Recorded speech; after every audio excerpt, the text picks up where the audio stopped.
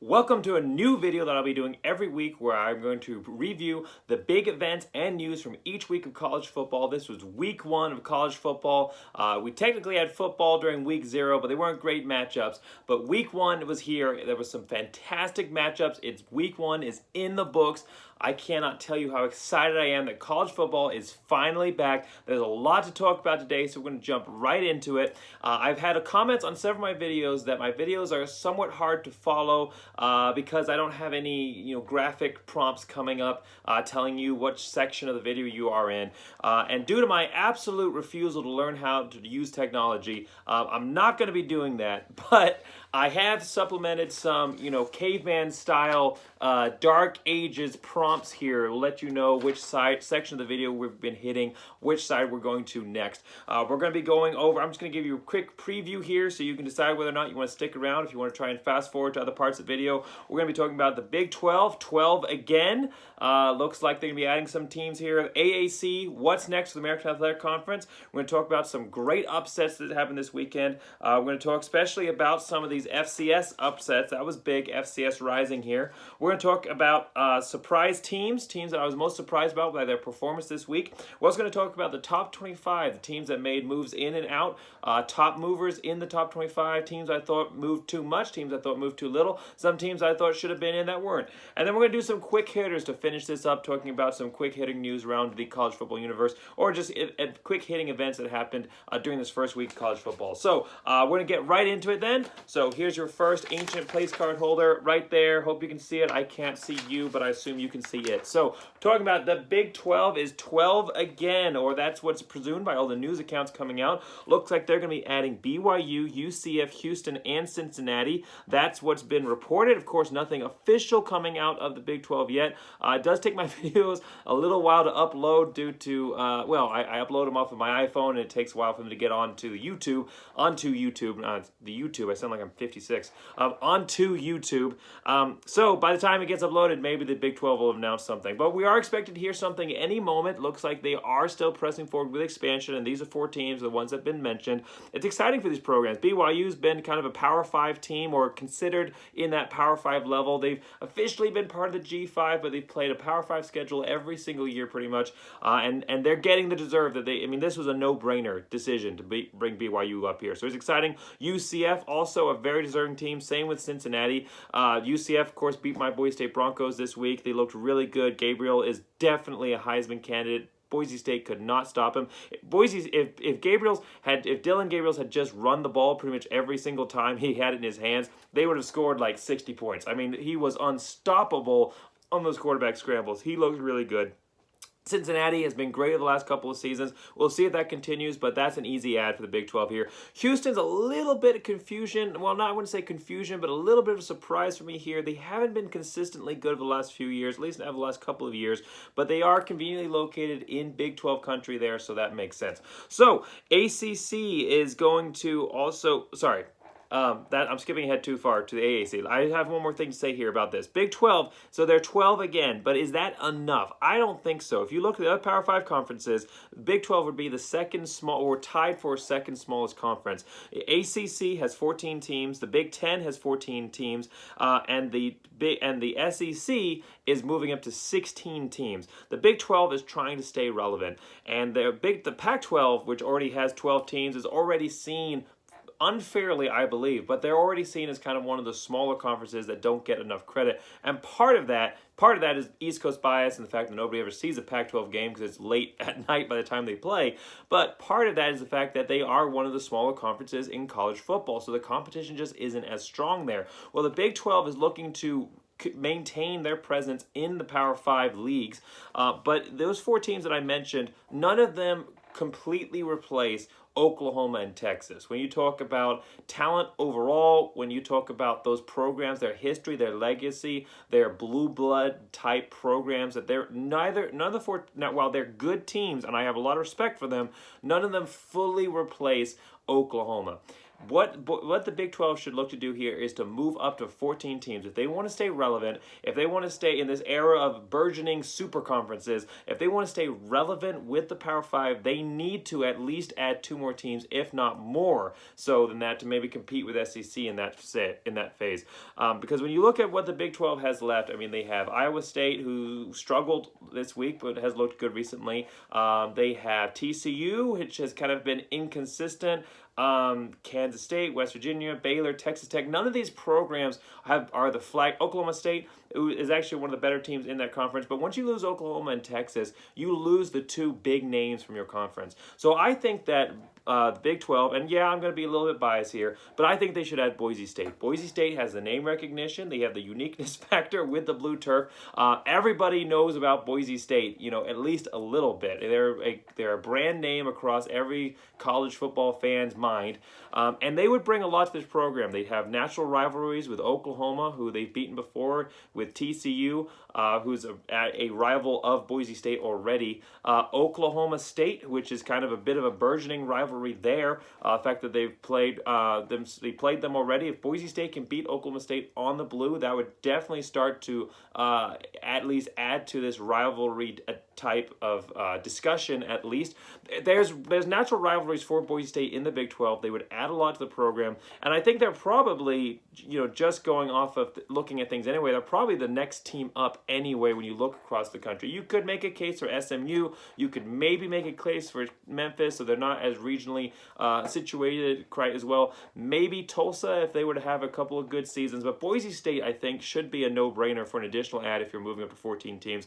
That leaves open the question of who should be that number 14. There's a lot of teams out there. There's a lot of great candidates. Like I mentioned, SMU would be a great team, I think, to move into the Big 12. They already have a rivalry with TCU, and I think that over a couple of years of recruiting classes, they could move up to being a competitive program in the Big 12. But I'm going to go kind of off-brand here, and yes, more bias on my part on this statement, but I think that Liberty would be a great add.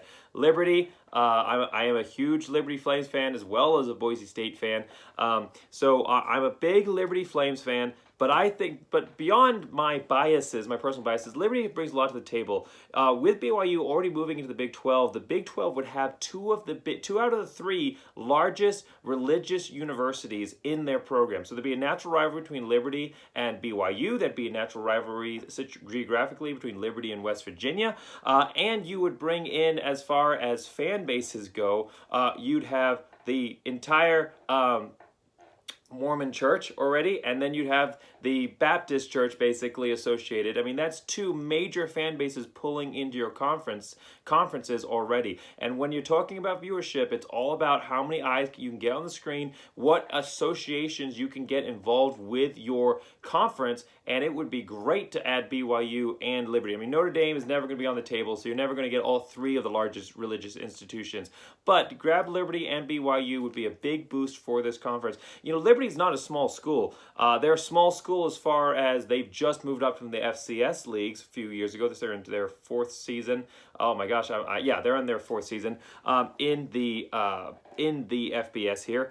But they are a school that has over 100,000 students online and residential, 15,000 residential, but over 100,000 students overall. So they're continuing to build their fan base. I mean, that's what you're looking at. It doesn't necessarily matter how many people are in the seats in this new era of viewership and digitalization. It's about what's your fan base looking like. And Liberty is growing their fan base all the time through all of these constant graduates that they have coming out across the country. So they have a multi-million-dollar athletic budget. Liberty has a $2 billion endowment, so they're constantly spending money across all of their programs and their institution overall. I'm not going to go any more into it, but I think that Liberty, while they might not look at the surface level on paper like a great ad for the Big 12, they're definitely not a power program. They're still developing. They do have one of the top coaches in the country in Hugh Freeze, who has done an excellent job rebuilding this program or building this program and putting them into to kind of, to the forefront of the national perspective here with beating Coastal Carolina last season, only losing one game last year, and they have a chance to have a great year this year. Could go undefeated, could have a loss to Ole Miss, but they do play some big teams down the road. Ole Miss, Louisiana, Army, Louisiana formerly ranked. I think they'll be ranked when Liberty plays them. But main point here is that Liberty brings a lot to the table. So I think that my two schools, Boise State and Liberty, would make great additions to the Big 12. Regardless, main point overall, Big 12 needs to move up to 14 teams. Whether they add Boise State, Liberty or not, they have to add 2 more teams here if they want to stay relevant and in the conversation for advancing their conference champion, to the playoffs. All right, so next place card holder here. All right, AAC, what's next? You're losing your 3 flagship programs. Memphis has been a team that's won that conference and gone to New Year's Six Bowls. But UCF and Cincinnati are definitely the 2 best teams in that conference. And losing Houston, you lose another top team in that conference. What you're really left with is kind of Memphis and SMU, and that's really it as far as teams that have really kind of challenged at a national level, risen in the rankings, competed in that conference for that conference title. So and it brings you down to 8 teams. You're already at 11. You're losing 3. You're going down to 8. So the AAC needs to do something, and I trust that they will. What I've loved about the AAC, well, I think that at times they may be a little overrated, and I don't love the P6 or Power 6, trying to brand themselves that way, because I don't think that they're a power program or power conference. I do love their marketing and their go-get attitude. I mean, they may have marketed themselves too much. Their promotion of their teams ended up losing 3 of those teams to the Big 12. But this is a conference that goes out, it pushes its teams, it pushes its name, it pushes its brand, it puts in an era where the BCS is gone and its voting is all based on biased human pollsters. The American Athletic Conference has done the smart thing of pushing their brand, of using great marketing, of using great propaganda, as it were, to put their teams and their conference as one of the top conferences in people's minds when they're looking and considering rankings. Consistently, AAC teams and Mountain West teams with the same records and same wins over relatively comparable Power 5 programs, AAC gets ranked higher due to that marketing that the AAC has done. So they're going to do something. They already were trying to poach some Big 12 teams, ended up reversing and losing teams to the Big 12, but they're going to do something, and they're going to add some great teams that are going to continue to build this American Athletic Conference brand. Now, I have a suggestion for that. Now, these teams on the surface may not seem like the natural choices as far as power teams added to the conference, but they make sense geographically, and they're teams that are on the rise. They're teams that have a huge future ahead of them, and they're from the Sun Belt. Now, that might turn a lot of fans off and might make a lot of people not feel easy about that, because the Sun Belt for a long time has been the worst conference maybe tied with Conference USA, but for a long time has been the worst conference in the Group of 5. But they have been steadily building. Their teams have played outstandingly over the last couple of seasons. Appalachian State has a great seasons. University of Louisiana has had a great couple of years. Coastal Carolina exploded on the scene last year and has already moved up, I believe. I'm going to talk about them when I get to my top 25 hitters here, but Coastal Carolina has already moved up into the top 20 at number 17, and Louisiana will be back in the rankings once they get some more wins after losing to Texas. But they have teams that are on the rise, and they're going in the right direction. They're getting good recruits. They have good coaches. They're building in their facilities. I know for sure that the next team I'm going to mention is building their facilities. But those 3 teams, Coastal Carolina, Louisiana, and Appalachian State, would fit in naturally with the American Athletic Conference, and I think overall they would increase. They wouldn't replace Cincinnati, Houston, and UCF, at least not right away. But these are teams that are going to build whatever conference they're in. I think the American Athletic Conference, they've always been a conference that's been willing to take risks, a conference that's been able to go out and make those big decisions. I think that they should go out and take a risk here with these 3 teams, and I think they'll be highly rewarded. If they don't take a risk on these teams down the road, they may end up regretting it, because these programs are moving in the right direction. The fourth team is if Liberty doesn't get added to the Big 12, I think they would do great in the American Athletic Conference for all the reasons that I talked about before as far as the Big 12 goes. Liberty, as far as what they bring to the table, would be a great addition to the American Athletic Conference. And they have a natural rivalry with Coastal. They're playing Louisiana this year. That could develop into a rivalry.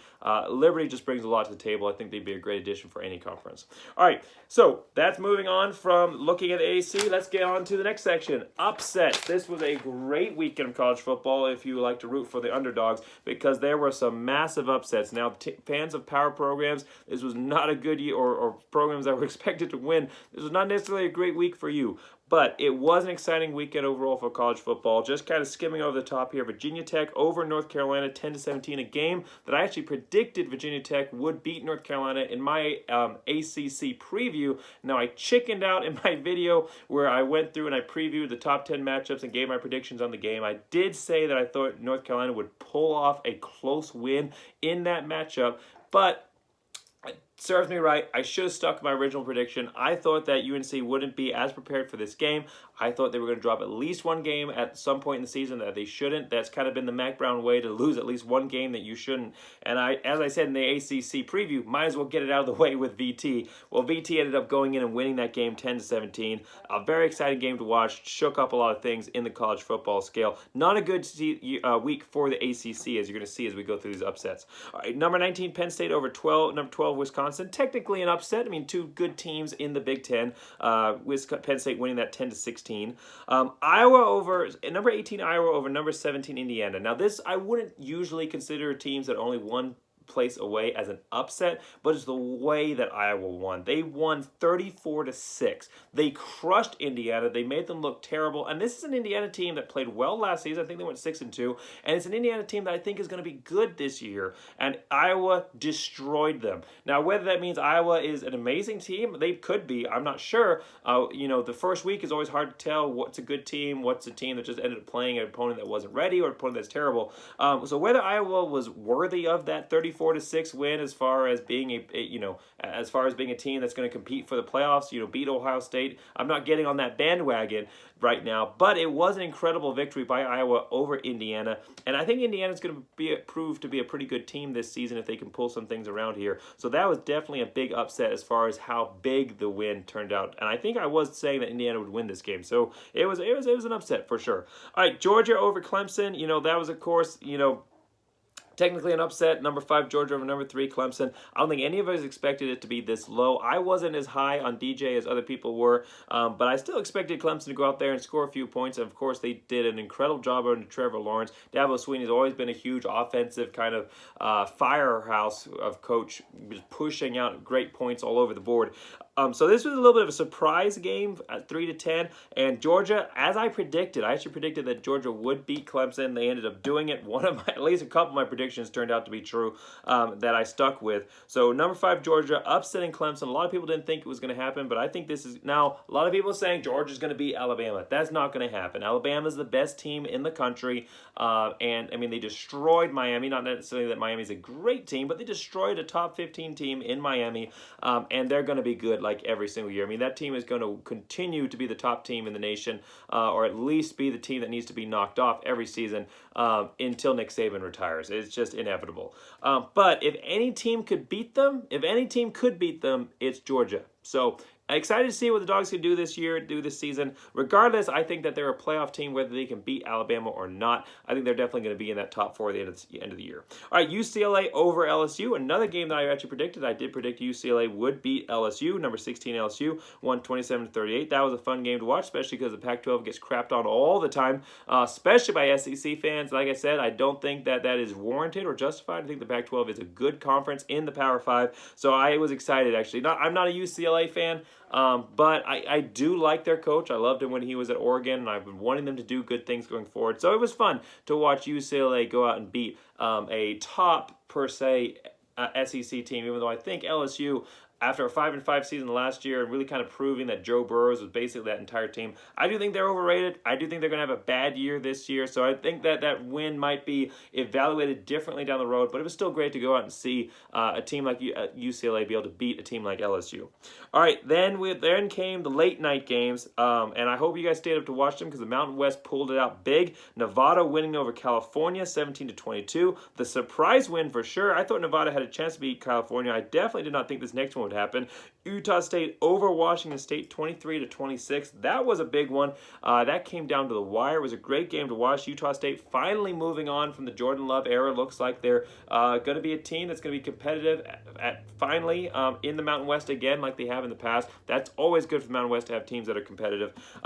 One team I forgot to mention was UTSA. Two teams actually I forgot to mention was UTSA winning over Illinois 30-37. Two kind of, Illinois not a great team in the Big Ten, but UTSA a team that I definitely underestimated. When I did the review of UTSA during my conference previews, I had a couple UTSA fans that ended up going on there and correcting me and saying it was going to be a better year. And I said, hey, you might be right. I definitely could be wrong on some of these. A hard season to analyze after the COVID year and how weird that was. Well, it looked like I might have been wrong about UTSA. I definitely didn't expect them to beat Illinois, even though Illinois is not a great team. I didn't expect them to do that, and I think that Illinois could end up having a better season than I predicted there. So good luck, Roadrunner fans. Hope that it turns out to be a good year for you. Northern Illinois over Georgia Tech. Again, Georgia Tech, the worst team in the ACC by far. But, it's always cool to see a group of 5 team beat Power 5. Always root for that every single week. So Northern Illinois over Georgia Tech, technically an upset because one's a Power 5, one's a Group of 5, 21-22. And there were a couple of, you're gonna say I missed one, a big one that a lot of you are thinking. We're gonna get to them. We're gonna talk about the FCS Rising here, but I'm gonna talk about a couple of near upsets. It was almost an even more magical weekend for upsets or traumatizing weekend, depending on which side of the scale you were. But it was almost a much more interesting weekend here. Not that it wasn't interesting. So some near upsets here was OU only beat Tulane by 5 points. Tulane, a bottom tier team in the American Athletic Conference, not a good look for Oklahoma. Number 11, Oregon, was almost upset by Fresno, only beating them by 6 points, and it was really a game that Fresno State should have won. They had 2 turnovers early where Oregon was able to jump up to I believe it was 14-0 lead right out the gate, but the Fresno State defense looked incredibly tough. I am scared for when my Boise State Broncos end up going to face them, especially if we do our offensive play calling like we did against UCF. But I'm kind of timid about this matchup here because Fresno State looks good. They look better than I predicted. I think I was saying 8-4 season for Fresno State. Well, after this play against Oregon, I think they're definitely one of the top teams in the Mountain West. That West Division, as always in the Mountain West, looks good. I wish Boise State had been put in the West Division because there's a lot more competitive teams in that section. But it is what it is, and Fresno looks good. Mississippi State beating Louisiana Tech by only 1 point. So it looks like the Mike Leach air raid style offense hasn't quite taken a hold yet, or at least not his overall team scheme. He did great things at Washington State, and I believe he'll do great things at Mississippi State if given a couple seasons, but it's going to take him a while to get his type of players into that program. So narrowly avoiding the loss here against Louisiana Tech, but if you can't beat Louisiana Tech, or if you can only beat Louisiana Tech by 1 point and you're playing the SEC, it's going to be a rough year. Well, Mississippi State will be lucky to get bowl eligible this season. Missouri only beating Central Michigan by 10 points. That was a near one. One I haven't mentioned here is that Michigan ended up pulling off a nice win against in their game, but that was almost an upset as well there. Texas, they had to kind of pull it out there in the second half. Texas Tech had a comeback to beat Houston.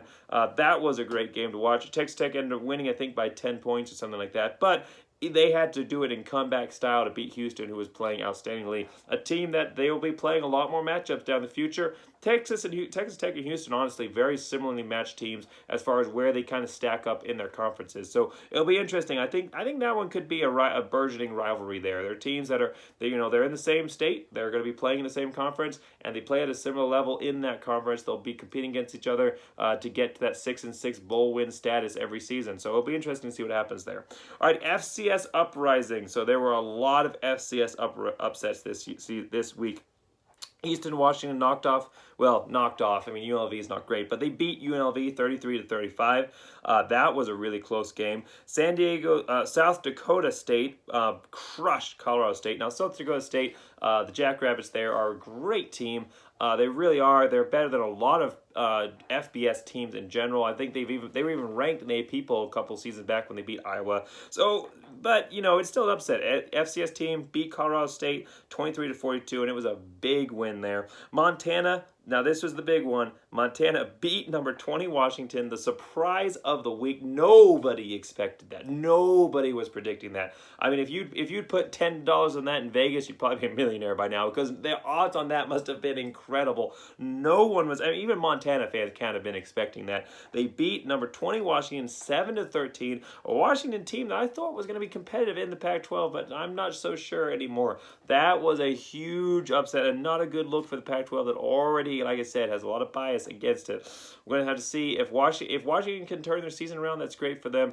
But I don't think the Pac-12 wants Washington turning their season around, because the last thing you want is your conference championship champion at the end of the season having a loss against FCS team. They're not going to go to the playoffs. So I think it's going to be better for the Pac-12 overall if Washington keeps losing to the other Pac-12 teams, because it will only boost those teams up. And then Eastern Tennessee beat Vanderbilt. I mean, at this point, I think, you could pull any random high school team and they'd be able to beat Vanderbilt. I'm pretty sure that I could get a couple of my buddies together and we could go beat Vanderbilt. Vanderbilt, I don't even know why they're FBS right now, let alone Power 5. They should just go down to the FCS where they can maybe get a couple wins a season here.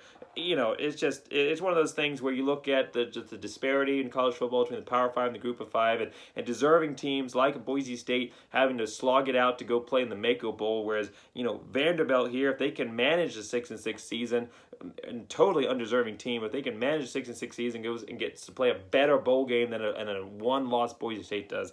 It really doesn't make sense. I do a whole video where I talk about all that, so I'm not going to talk about that here. And I'll put the link in that video. It's kind of a solution for fixing college football, which would remove teams like Vanderbilt from the Power 5 and fix some of that disparity there. All right, now there were a couple of close. There was a lot more FCS losses FCS wins that could have FCS losses that could have turned into wins here. A couple near ones here. Kansas only beating South Dakota by 3 points. Wyoming only beating the other team from Montana State by 3 points. OSU had kind of a close game there against Missouri State, beating them 16-23. So yeah, that's a close one. They're only beating them by 7. And then Iowa State, number 7, Iowa State, only beating Northern Iowa by 6 points. Now, first game off the stretch, and the announcers were talking about how this has kind of become a little bit of a rivalry game. Northern Iowa's had a couple of opportunities to knock off Iowa State in the past. So, you can kind of look at this one and say, maybe if it had been anyone else, Iowa State would have played a little bit better. And maybe if Iowa State down the road is going to be a better team than looked in this opener. I certainly hope so. I thought, and I still think that they could potentially be a playoff level team, depending on how big they can win in the Big 12 and in their other non-conference matchups here. But really not a good look for Iowa State here. Almost joined Washington as being a top 25 team, losing to an FCS program. All right, so that was our. So now we're on to our section, surprise teams. This is not going to be a very long section, but I'm going to just talk about a couple of teams. Most of them I've already discussed already. But the teams that surprised me most this week were Fresno State, a team that I again underestimated. I didn't think the defense was going to be that strong. I did expect. I'm going to totally mess up his name here, but I think it's Hainer is how you say it. I think. Please go and look it up. You know what? It's actually here in my magazine. I should just look it up here. But Fresno State was a team that definitely surprised me. So Hainer. It is Hainer. Okay, sorry. I was right. All right, so Hainer, a player who definitely I thought was going to be good. I thought Fresno State was going to be able to pull off a couple upsets here and there, but I thought, again, overall, I was predicting an 8-4 season for Fresno State here, but a team that played very well against Oregon. I think they should have got a little bit more love in the others receiving vote section of the AP poll more than they did, because they definitely proved themselves against Oregon. Even though they did, it's kind of one of those games where you lose, but but you still deserve, you lose, but it's a good loss, because Fresno State was a team that a lot of people thought that Oregon was going to go out and crush, and they played them good. And I don't think it was a case of first game jitters by Oregon. I just think it was a really, really good Fresno State team they ended up playing. Iowa, I was very impressed by Iowa crushing Indiana like that. I think that this is a team that could go out there and potentially end up, like I said, I'm not jumping on the bandwagon, but it's a team that could definitely compete in the Big Ten and might give Ohio State a little bit of a run for their money there. So very impressed by Iowa. I've already talked about UTSA. That's a surprise team for me. A great win by them against Illinois. And then Utah State, a team that was really kind of a bottom level in the Mountain West. I mean, last season they won almost no games in the Mountain West, and they really looked terrible last season.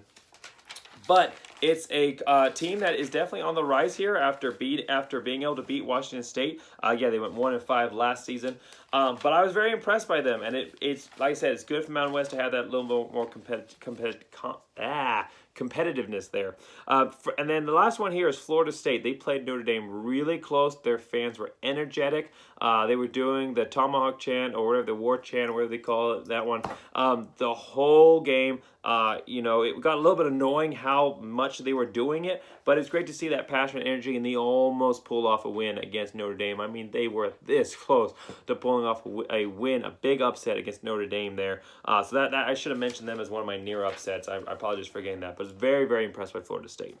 All right, cool. So we're two more sections here. If you can stay with me, we're almost there, and you don't want to miss the last one. I think it's one of my more fun sections, I think, at least for me. All right, here. So AP Top 25 here. So, of course, those who have gone on and looked at it, out was LSU, Indiana, Washington, and Louisiana University. All fell out of the rankings. I don't agree necessarily with Indiana and LSU falling out of the rankings. I think they should have been to the top 25, between numbers 21 and 25. But it is AP poll. Their hearts are extremely fickle. You lose one game and that's it. You're out of here. Boise State knows how that feels. So it's understandable with how the AP is, but I especially think LSU losing to a UCLA team that played great against Hawaii and then managed to go out and beat LSU like that. I think LSU should have stayed in the rankings, but they didn't. They're out, and number 16 UCLA moved up to number 16. Unranked to 16, basically swapped places with LSU there. Number 19, Virginia Tech. So Virginia Tech, after beating North Carolina, moved up to number 19. Ole Miss in at number 20 after a great win on Monday. Yeah, because Notre Dame FSU was on Sunday. So a great win on Monday against Louisville. They looked very, very, very explosive there. Going to be a very tough team to beat. And I think that a lot of people are saying, "Oh, Ole Miss is they're the team that can win the SEC West." That's not going to happen. I don't believe that's going to happen. But they are going to be competitive. I'm excited to see what they can do. And then Auburn in from unranked number 25. Boise State's former coach Brian Harsin had a huge win against their, I believe it was an FCS opponent. Won by, it was like 60-10. Outstanding win there by Auburn. I'm excited to see what they can do. It's just great on Auburn fans to get to see that Harsin, there was a lot of doubt on Harsin, whether or not he could do the things of this program that they need. Now, I'm not saying week one win against a FCS team, that's not going to necessarily determine your school's future, but I think that the way that they won gives a lot of hope for this program, and it's a team that has a couple of big upsets on their horizon. If they can pull them off, they have a couple of teams out there that they could go out there and make some surprises. I, for one, am predicting that Auburn can go in and beat Penn State. And now Penn State, a team that was able to beat Wisconsin, they're a team that's good, but I think that Brian Harsin is going to have this team on the right track, and I am actually predicting a 9-3 record for Auburn. So great to see them already moving to the top 25. I think there's a lot of hope for you Auburn fans there, the Auburn Tigers, with Brian Harsin at the helm. All right, so that's, so teams I thought should have been ranked. I really think that, like I said, I don't think that that moving in also UCLA and Virginia Tech, I do agree with moving those teams into the top 25. Ole Miss and Auburn, and I said, you already heard me say all these positive things about Auburn, but a week one win against a weak opponent like that, I don't think that Auburn should have jumped into the top 25. A couple of wins down the road here, especially beat Penn State, I think they should, but I don't think they should have after beating a terrible team even though they did it in outstanding fashion when a lot of teams around the country were struggling in their opening. So it wasn't FCS, sorry, it's Akron. I apologize for that, Akron fans. But Akron, really, really bad team, almost FCS level in how they play. So after beating a program like that, I don't think they should have jumped in the top 25. And I also don't think that Ole Miss necessarily should have jumped into the top 25. I thought their win was it was a good win. I thought that the way they played was great. I thought that they looked very explosive going forward. But they beat Louisville. Louisville has not been the same since Lamar Jackson left. They're a team that has been terrible, bottom 6 in the ACC. They're a team that I'm predicting to have a pretty disappointing season overall. I was looking at Louisville here as finishing 4-8 overall, and I did think they would lose that first game to Ole Miss. So moving up to the top 25 after a win like that, again, I don't think I would be for it. But you know what? Liberty has to play Ole Miss down the road. It'd be great if they'd be ranked highly when they do that. So as a Liberty fan, my bias is saying that's awesome. So should have been ranked. I think that BYU should have moved up here. I wasn't impressed with their win against Arizona. I expected them to go out there and beat Arizona by 21 points. I think Arizona is going to be terrible this season. But BYU was just right out there on the cusp of the others receiving votes section, and I think that after going out and beating a Power 5 program, and also with a setup against Utah, it'd been nice to have a ranked Utah and a ranked BYU team playing each other. Been great for TV rankings, and a lot of times AP voters will kind of factor that in versus teams that should be ranked. They kind of think about, hey, what can we do for the ratings, that kind of thing. I mean, they are in the media after all. But I think that BYU should have gotten ranked here at number 25, just barely in there, but I think that they deserved a slot. And then UCF, I definitely think that UCF, they shot themselves in the foot a lot against Boise State. If they played the way they should have from start to finish, they'd have beaten Boise State by 3 touchdowns at least. Or at least a lot more than they did. So it's a team that looked very good. Gabriel, like I said, looks really good. Bowser looked amazing. Now that could just be because Boise State's defense was garbage, especially when it came to the run game. But he looked explosive. He was able to break tackles. He had speed after contact to get those big yards. And our safety ended up making the most tackles on the team because he was just getting to that third level there of the defense. So I definitely think that UCF and BYU were more deserving than Ole Miss and Auburn this week, and I think they'll get their shot down the road here if they can keep winning. BYU will be ranked next week or in 2 weeks here if they can beat Utah. That's a top 25 matchup for them. All right, teams that moved or fell too much. I think that North Carolina fell way too much after losing to Virginia Tech. They moved from 10 to 24, so they dropped 14 slots. That's ridiculous. I think they should have dropped like 6 or 7, but to drop 14 slots to move from in a top 10 program to just outside the top 25 really shows a lack of respect that that the AP voters have for Virginia Tech. But like I said, Mac Brown always drops a game that he shouldn't. He usually drops a couple games. I think that that's not going to happen this season. I think that North Carolina is going to recover. I'm going to talk about them here in my quick hitters, but I think that was too much. Coastal Carolina moved up 5 slots when they really didn't beat anybody of note, and it wasn't even that big of a win. That's kind of, doesn't really make sense. They didn't really prove it, and they jumped. It wasn't that the teams underneath them fell out from below them. They jumped some teams that also had wins, so that doesn't really make sense, moving from 22 to 17. And I've already talked about Auburn being ranked. I think that was too much. I think that they should be on the outside looking in right now with a chance to get in with a win against Penn State. But, as a fan of Brian Harsin, I'm happy for them, and so I'm not going to talk too much about that right now or any more about that at this point. So too little teams that I thought should have moved more. Oklahoma, they only moved down 2 after barely beating Tulane. They should have moved down at least 4 slots for sure, if not more. And the same can be said for Iowa State. They also only moved 2. I think they should definitely move down 4 as well after barely beating a Northern Iowa FCS program. Both of those schools, well, I think that they have a chance to turn their seasons around here. Oklahoma almost lost that game. I mean, it came down to the wire with a 5-point victory against Tulane. They didn't look like playoff contenders, and at this point, you're rating a team based on what they've shown. That's what the rankings should say. What have the teams shown that they're capable of?